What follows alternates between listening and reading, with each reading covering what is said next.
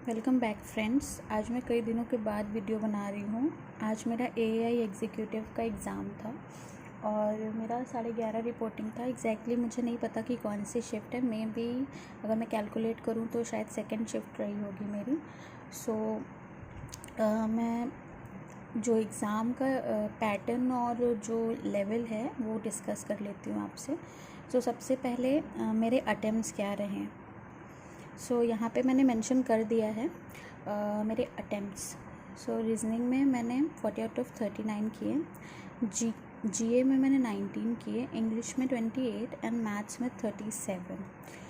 और यहाँ पे नेगेटिव मार्क्स नहीं होते हैं, ठीक है।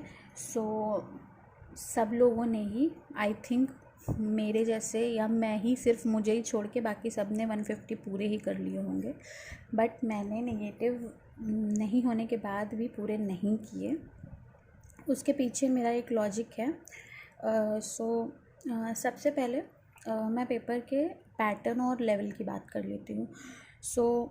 अभी कुछ दिनों पहले ही मेंस हुआ है और उसके बाद फिर मैं सीधे SBI PO के प्री के लिए लग गई हूँ। मैंने कोई भी मॉक एआई एग्जीक्यूटिव का नहीं दिया, ना ही मैंने इसके लिए कुछ भी किया। हाँ, जस्ट मैंने फॉर्म फिल किया था। मैंने सिर्फ सिलेबस देखा था। सिलेबस मुझे देखने में लग रहा था कि एसएससी बैंकिंग का मिक्स्ड ही आएगा, बट मेरी एक्सपेक्टेशन मोर ओवर एसएससी जैसी थी आफ्टर सीइंग सिलेबस। बट जब एग्ज़ाम सेंटर में गई हूँ उसके बाद मैंने एग्ज़ाम दिया है। उससे एनालिसिस के बाद मुझे ये कहने में कोई भी डाउट नहीं होगा कि पेपर पूरी तरीके से बैंकिंग पैटर्न पे था। मे भी जिन लोगों ने पहले से प्रिपरेशन कर रखी होगी या जो भी मॉक वगैरह देते होंगे उनको इसका एज मिला होगा, बट इन माय केस मैंने नहीं दिया तो मुझे नहीं आइडिया था। अब मैं यहाँ पे बात कर लेती हूँ। तो सबसे पहले सेक्शन ओपन हुआ और इन सब का ना कंपोजिट टू 120 मिनट दिया जाता है। इन 120 मिनट्स में आप कैसे भी कर सकते हो। अब सबसे पहले रीजनिंग था, देन जीए, देन इंग्लिश, देन मैथ्स, ये पैटर्न था उसका। मेरी अप्रोच क्या रही थी, मैंने पहले डिसाइड कर लिया था कि मैं 60 मिनट में डिवाइड करूँगी। पहले 60 मिनट वन गो करूँगी, देन 60 मिनट नेक्स्ट राउंड करूँगी। सबसे पहले मैंने जीए किया। जीए में मुझे लगभग 19-20 क्वेश्चन ही आ रहे थे, श्योर शॉर्ट, मतलब इतने क्वेश्चन थे जो मुझे पता थे। इसके अलावा कई सारे ऐसे डाउटफुल थे। ये था कि मतलब चीज़ें 50-50 वाला या ऐसा कुछ था, बट मैंने उन्हें मार्क नहीं किया। और फिर मैंने इंग्लिश देखी। English was unexpected. इंग्लिश का मैं सोच के गई थी एसएससी पैटर्न पे रहेगा या फिर आएगा तो नॉर्मल क्लर्क प्री जैसा इंग्लिश आएगा। मैंने इजी समझ लिया था। इंग्लिश का सेक्शन स्टार्ट हुआ और इंग्लिश के जो क्वेश्चंस थे, वर्ड यूसेज थे। देन उसके बाद पैराजंबल आया। देन उसके बाद 3 आरसी थी, छोटी छोटी ही थी, ज़्यादा बड़ी नहीं थी, बट 3 थी, स्टोरी बेस्ड थी, इजी थी। और उसके बाद ग्रामर था, एरर डिडक्शन था, एंड देन उसके बाद एक था स्पेलिंग का भी, और लास्ट में फिलअप्स थे। ये था इंग्लिश का पूरा टाइप ऑफ क्वेश्चन। अब इंग्लिश में मैं ये क्यों कह रही हूँ कि ये प्री जैसा नहीं था, क्योंकि जो लैंग्वेज जो क्वेश्चन की होती है और जो लेंथ ऑफ क्वेश्चन होता है ना, वो डिटरमाइन करता है लेवल डिफ़िकल्ट है या इजी है। तो इंग्लिश का जो लेवल था वो मैं ये बोल सकती हूँ कि पीओ प्री जैसा इंग्लिश का लेवल रहा होगा, या फिर स्लाइटली उससे ज़्यादा मैं कह सकती हूँ इंग्लिश का लेवल रहा होगा फॉर मी। बाकियों का तो मुझे नहीं पता। अब इसके बाद इंग्लिश में मैंने जो जो छोड़े हैं, तो मैंने एरर छोड़ी है सबसे पहला। उसके बाद मैंने वर्ड यूसेज छोड़ दिए हैं। 2 वर्ड थे, एक कोवर्ट था एंड एक वर्ड और था, सुना हुआ वर्ड था, बट एग्जैक्टली मुझे वहाँ पे एग्जैक्ट सेंस नहीं समझ में आ रहा था, तो मैंने नहीं किया उसको। और इंग्लिश के बाद फिर मैंने मैथ्स अप्रोच की थी। तो मैथ्स में मेरा क्या था कि मेरे 36 क्वेश्चन बन गए थे और एक वो था कैसलेट था, उसको मैंने 2 बार ट्राई किया। कैसलेट मेरा सॉल्व हो गया था, उसमें मैंने मान के किया था, तो मेरी x की वैल्यू 8 आई थी और जो पहला a का आया था वो 32 आया था। उसके बाद की ऐसी वैल्यूज़ आई थी, मैंने उसको 2 बार क्रॉस चेक किया, दोनों बार मेरी एक्स की वैल्यू 8 ही आ रही थी। एंड देन मतलब एक्स मैंने अज्यूम किया था, ठीक है। और उसके बाद फिर मैंने उसको छोड़ दिया, मैंने सोचा बाद में मैं ट्राई करूँगी। उसके बाद एक क्वेश्चन और था, वो ये वाला था, वो भी बहुत इजी क्वेश्चन था। ये 2 सर्कल थे और नहीं शायद, हाँ ये ऐसे 2 सर्कल थे और ऐसा कुछ था यहाँ पे और ये था।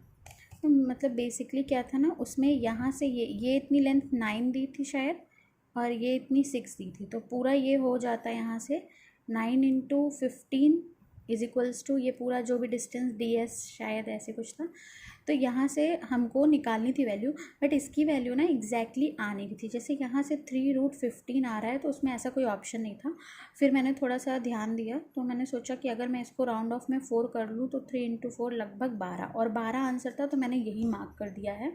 अब पता नहीं ये सही है या नहीं है। तो ये एक क्वेश्चन था। बाकी जो कैलकुलेट था ना, वो मैंने फिर उसके बाद लास्ट में भी एक बार ट्राई किया था, बट कैलकुलेट मेरा सॉल्व नहीं हुआ था। सो ये हो गया मैथ्स का। मैंने इंग्लिश का बता दिया किस तरीके के क्वेश्चंस थे। और मैथ्स का, मैथ्स में क्या था कि जो क्वेश्चन के लेवल थे ना, आप ये नहीं बोल सकते हो कि क्लर्क प्री था, और ये भी नहीं बोल सकते हो कि पीओ प्री था। जो डीआई थी वो क्लर्क प्री से थोड़ी सी अप थी, और पीओ प्री से थोड़ी सी कम थी, ऐसा था। और जो वर्ड जो अर्थमेटिक थी वो ठीक थी, नॉर्मल थी, नियर अबाउट आप पीओ प्री मान सकते हो उसका लेवल। और उसके बाद सिंप्लीफिकेशन थे, क्वाड्रेटिक थी, थोड़ा सा ज्योमेट्री वगैरह भी थी, जैसे बैंकिंग में नहीं आती बट इसमें थी। तो एसएससी बैंकिंग दोनों का ही रहता है, तो उसके अकॉर्डिंग कोई बहुत ज़्यादा नहीं था। कुछ 1-2 क्वेश्चन ऐसे थे जो थोड़े घुमा के दिए हुए थे, बाकी बहुत ज़्यादा मतलब ऐसा नहीं था कुछ कि बहुत नहीं करने, डूएबल नहीं हो, ऐसा कुछ नहीं था। सो ये हो गया मैथ्स का। अब अगर रीजनिंग की बात करूँ तो रीजनिंग में कुछ नए टाइप के क्वेश्चन देखने को, नए टाइप का मतलब इजी ही था बट तरीका नया था। जैसे एक एड्रेस दिया हुआ था, 4 ऑप्शंस दिए थे, and you have to find out कि कौन से ऑप्शन में एग्जैक्टली वही चीज़ लिखी हुई है। कुछ एरर थे, वो भी अगर आपने ध्यान से नहीं देखा ना तो एक्साइटमेंट में पक्का है गड़बड़ हो जाएगा। तो ऐसे 3 क्वेश्चन थे, 2 में तो मिल गया था आंसर, और तीसरा वाला था ना वो नन का था। सो ये था रीजनिंग में अलग। और उसके अलावा रीजनिंग को मैं बोल सकती हूँ बैंकिंग और एसएससी का मिक्स था, क्योंकि इसमें बैंकिंग के टर्म्स में ज़्यादा था। जो पजल्स वगैरह थी वो क्लर्क प्री से थोड़ी ऊपर थी, पीओ प्री जैसी ही थी, या थोड़ी उससे कम ही रही होंगी। मतलब पीओ प्री में 2-3 साल पहले जैसी आती थी ना, वैसे थी। और सीरीज़ था, अल्फ़ाबेटिक सीरीज़। और कुछ ऐसे भी थे, जैसे उसमें आइडेंटिफाई करना कि पैटर्न क्या फॉलो हो रहा है, एसएससी वाला। तो उसमें जो मेरा एक क्वेश्चन छूटा हुआ है ना, वो ऐसे ही था, कुछ एरो बने हुए थे ऐसा, और शायद ऐसा कुछ करके इसका पैटर्न फॉलो किस में हो रहा है वो देखना था। मैंने ट्राई किया बट मुझे नहीं आया, तो मैंने छोड़ ही दिया था। एंड ये हो गई रीजनिंग की बात। अब बात कर लेते हैं जीके की। सो जीके का मेरा क्या एक्सपेक्टेशन था सिलेबस देखने के बाद। एसएससी की आएगी, स्टैटिक रहेगा, और कुछ क्वेश्चन रीजनिंग के, कुछ क्वेश्चन करेंट के होंगे।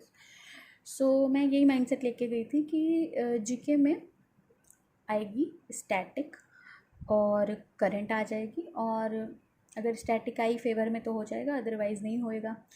तो मेरा मतलब एसएससी वाला माइंडसेट था फॉर जीके।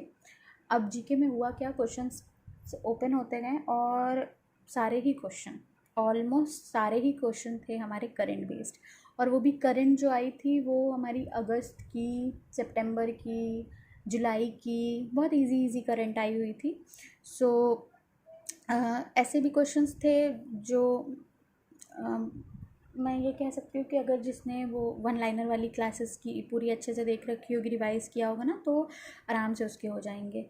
हाँ, मैं ये इजी बोल रही हूँ बट मेरे अटेम्प्ट कम हैं, तो मैं उसमें ये चीज़ बता दूँ कि कई सारे क्वेश्चन ऐसे थे जहाँ पे मुझे डाउट था। डाउट क्या, 50-50 वाला था, बट मैंने लगाए नहीं, इसलिए नहीं लगाए कि गलत हो जाएंगे।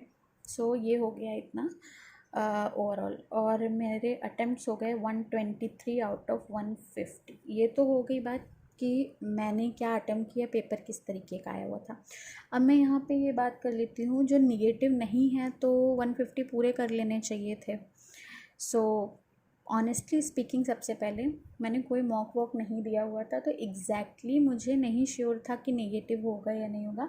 जस्ट मैंने एक रीडिंग ली हुई थी, उसमें मेंशन था कि नेगेटिव नहीं होगा। बट मेरा एक माइंडसेट बन चुका है ना कि जो क्वेश्चंस मुझे एग्जैक्टली नहीं होते कंफर्म, मैं उनको नहीं ट्राई करती हूँ, नेगेटिव हो जाएगा इस डर से। वो मेरा है। इसके पहले भी मैंने ए आई का एक एग्ज़ाम दिया हुआ था, वो वॉइस का होता है जो अभी आया भी है कल। सो उसमें भी मैंने नहीं किया था, 2 नेगेटिव नहीं था। और एक और भी पेपर एसएससी का होता है, नेगेटिव नहीं था, उसमें भी मैंने नहीं किया था एक्स्ट्रा।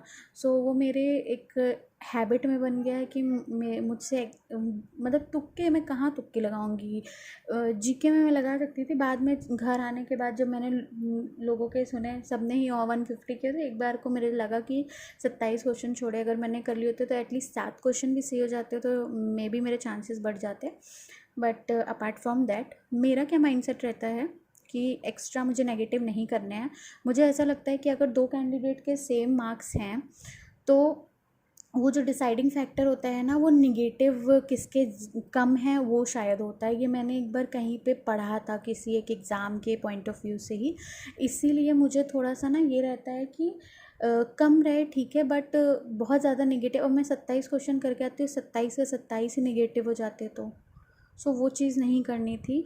बट ऐसा नहीं था, अगर मैं ट्राई करती तो जीके में लगभग 16 क्वेश्चन मेरे छूटे हैं, तो 6-7 3-4 क्वेश्चन तो सही हो जाते एटलीस्ट। इतना तो मतलब था कि कुछ क्वेश्चंस में था जहाँ पे मतलब था, कंफर्मेशन था, बट नहीं किया।